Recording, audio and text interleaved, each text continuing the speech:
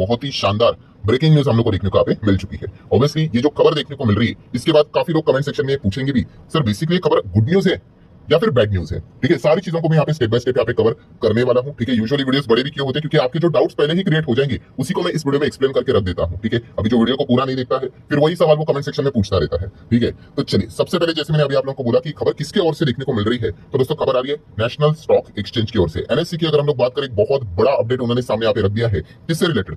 Future and option से related. F&O तो आप लोगों ने सुना होगा, डेरिवेटिव सुना होगा, कॉल पुट आपने सुना होगा। Yes, so future and option की बात करें दोस्तों, तो शेयर मार्केट में तो इतने सारे कंपनीज है, छोटे मोटे कितने सारे। ठीक है, तो क्या हर एक कंपनी एफएनओ में देखने को मिल जाती है? नहीं, कुछ ही गिने चुने कंपनीज रहती है जो एफएनओ में हम लोग को देखने को मिल जाती है। हाँ, क्राइटेरिया होते हैं, बहुत सारे क्राइटेरिया होते हैं। खास करके देखा गया तो वॉल्यूम का क्राइटेरिया होता है, लिक्विडिटी का क्राइटेरिया होता है। ठीक है, उसमें ज्यादा वॉल्यूम्स होना चाहिए, शेयर ज्यादा ट्रेड होना चाहिए। ठीक है, ऐसे बहुत सारे क्राइटेरिया वही कंपनीज को एफएनओ में जगह यहाँ पे दी जाती है।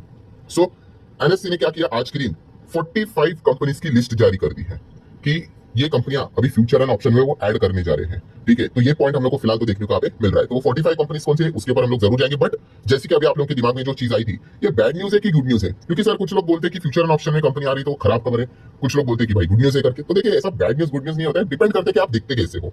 देखो, कोई भी स्टॉक फ्यूचर एंड ऑप्शन में आता है, ठीक है, तो इससे रिलेटेड बैड न्यूज क्यों बोला जाता है? कुछ लोग बोलते हैं भाई बैड न्यूज है करके। ठीक है, तो उसके पीछे का रीजन क्या है कि कोई भी स्क्रिप्ट XYZ कंपनी अभी वो एफएनओ में आ गई ना, मतलब क्या हो गया कि भाई अभी उसमें सट्टा बहुत चलेगा।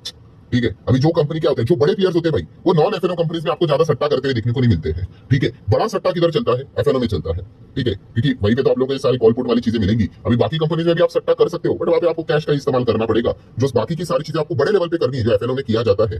ठीक है, तो उसके लिए तो एफएनओ में होना चाहिए। तो इसलिए कुछ कुछ लोगों को पसंद नहीं आता है कि जैसे कि XYZ स्टॉक एफएनओ में नहीं था, अभी वो एफएनओ में आ गया, तो आप देख सकते हो उसमें बहुत ज्यादा वॉल्यूम, ऐसा ऐसा ट्रेडिंग होना स्टार्ट यहाँ पे हो जाएगा, सट्टा होना स्टार्ट हो जाएगा, तो अच्छा नहीं लगता है। ये मतलब एक वन ऑफ द रीजन बोला जाता है बैड न्यूज का। ठीक है, एंड गुड न्यूज क्या होता है कि अगर मान लीजिए कोई XYZ कंपनी है जो एफएनओ में नहीं है, बट अभी बोल दिया भाई आप एफएनओ में होकर के, तो इसमें गुड न्यूज ये होता है कि अगर किसी कंपनी को निफ्टी 50 का पार्ट बनना है, बड़े इंडेक्स का पार्ट बनना है, तो टोटली देखा गया तो 6 क्राइटेरिया होते हैं। उस 6 क्राइटेरिया में से एक क्राइटेरिया होता है कि वो कंपनी एफएनओ में होनी चाहिए। अगर वो कंपनी एफएनओ में नहीं है, इवन दो वो बाकी निफ्टी 50 से कितने भी अच्छे क्राइटेरिया क्यों ना दिखा दे, वो कभी निफ्टी 50 का पार्ट बन नहीं सकता है। एंड ऐसे बहुत सारे कंपनियां मार्केट में अवेलेबल भी है जो निफ्टी 50 के में जो कंपनी है उनसे कई गुना अच्छा परफॉर्मेंस दिखाते हैं, अच्छे पैरामीटर से, बट वो डेरिवेटिव में नहीं है, वो एफएनओ में नहीं है। ठीक है, मतलब क्या है कि अगर आप एफएनओ में आ जाते हो तो आप एलिजिबल हो जाते हो कि आप शायद से निफ्टी 50 में चुने जा सकते हो। अगर आप एफएनओ में हो ही नहीं, ठीक है, फिर आप कितना भी तीर मार लो, कितना भी आप भाग लो, आप निफ्टी 50 का पार्ट बन ही नहीं सकते। और निफ्टी 50 का पार्ट बनने में अच्छी बात क्या होती है कि यस, आप में काफी सारे अलग अलग पैसिव फ्लो आ जाते हैं, इनफ्लोज आ जाते हैं। ठीक है, इंडेक्स लेवल का पैसा आ जाता है, कुछ लोग सिर्फ निफ्टी 50 में इन्वेस्ट करते हैं, उनका पैसा आ जाता है। फॉरेन इन्वेस्टर का पैसा आता है, वो बोलते हैं कि भाई हम मेजर इंडेक्स में ही पैसा लगाएंगे, तो उससे रिलेटेड कौन से 50 कंपनीज है, सो उसमें अगर आपको जगह मिल गई तो उसमें पैसा आ जाएगा। तो ये एक इनफ्लो वाला कैरेक्टर हम लोग को देखने को मिल जाता है। ठीक है, इसलिए उसको गुड न्यूज भी बोला जाता है। सो जैसे कि आप लोगों को न्यूज समझ में आई होगी कि यस, एनएससी ने यहाँ पे क्या कर लिया है कि 45 कंपनी की लिस्ट यहाँ पे जारी की है जो कि फ्यूचर एंड ऑप्शंस में उन्होंने ऐड की है। तो चलिए, ये कंपनी एफएनओ में नहीं थी, अभी देख लेते हैं ये एफएनओ में ऐड यहाँ पे हो चुके हैं। सो भविष्य में हम जरूर यहाँ पे कह सकते हैं कि अगर निफ्टी 50 का जो रीबैलेंसिंग होता है साल में 2 बार होता है, ठीक है, बेसिकली 2 बार होता है, तो इन कंपनीज के भी नाम शायद से भविष्य में आ जाए कि शायद से ये निफ्टी 50 के पार्ट बन जाए करके। तो चलिए देख लेते हैं वो कौन से 45 कंपनीज है। तो ठीक है, ये सर्कुलर मैंने यहाँ पे ओपन कर लिया है। सबसे पहले आप डेट देख लो, 13 तारीख, आज ही के दिन ये डेट हम मतलब अपडेट आते हुए देखने को मिल चुका है। देन मोस्ट इंपॉर्टेंट पॉइंट, ये जो सारा इंक्लूजन जो भी बदलाव है वो कब से होने वाला है? 29 नवंबर से। ठीक है, कल से नहीं होने वाला है। सो आप देख सकते हैं कितने टोटल 45 सिक्योरिटीज देखने को आप मिल रहे हैं। तो चलिए एक एक के नाम हम लोग यहाँ पे देख लेते हैं।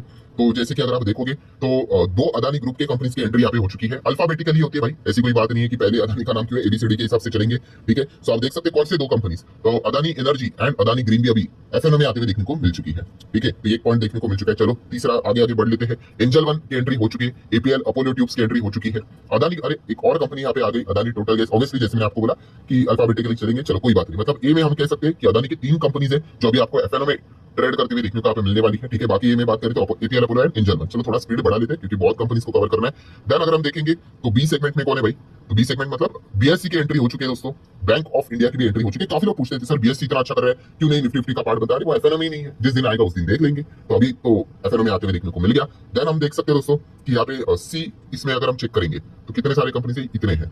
ठीक है, तो उसमें कौन है? कैम्स आ गया भाई, CDSL आ गया, देन CESC ये कंपनी आ गई सरकारी, देन CG पावर की एंट्री हो गई, सैंक लिमिटेड का नाम हम लोग को देखने को मिल रहा है। तो बेसिकली देखो मैं क्या बोल रहा हूँ उसको एकदम अच्छे से सुन लेना, गलत वे में इसको कोट मत कर लेना।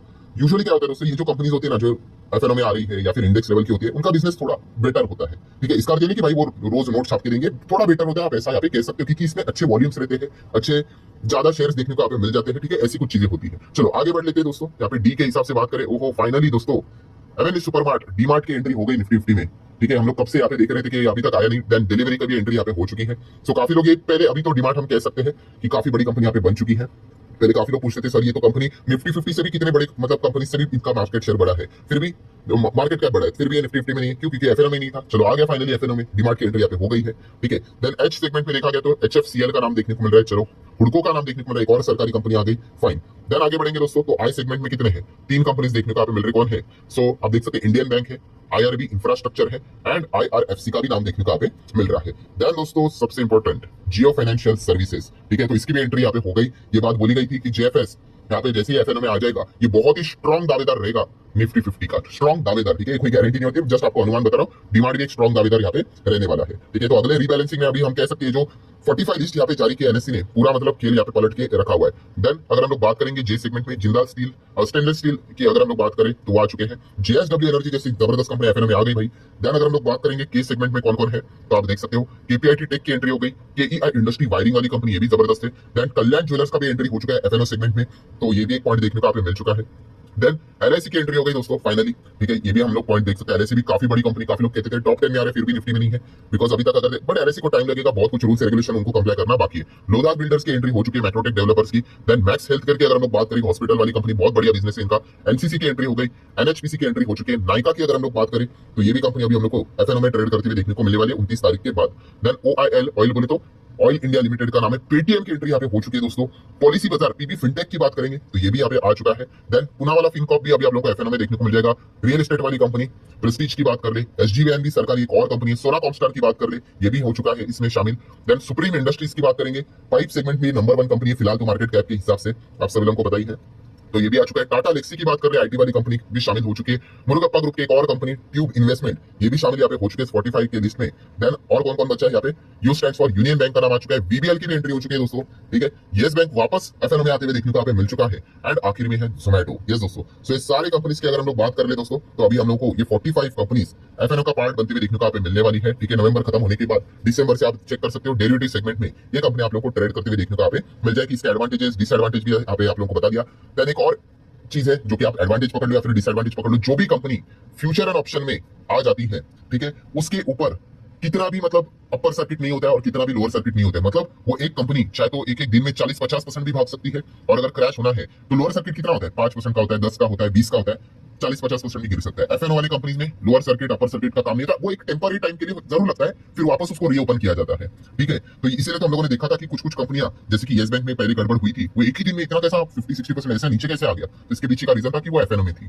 ठीक है, तो ये भी कुछ पॉइंट हम लोग को पता होना चाहिए। तो ठीक है दोस्तों, ये 45 कंपनीज का लिस्ट जारी यहाँ पे हो चुका है। सो आशा करता हूँ वीडियो हेल्पफुल लगा होगा, चाहो तो लाइक एंड शेयर कर सकते हो। मिलते हैं अगले वीडियो में, तब तक के लिए बाय बाय।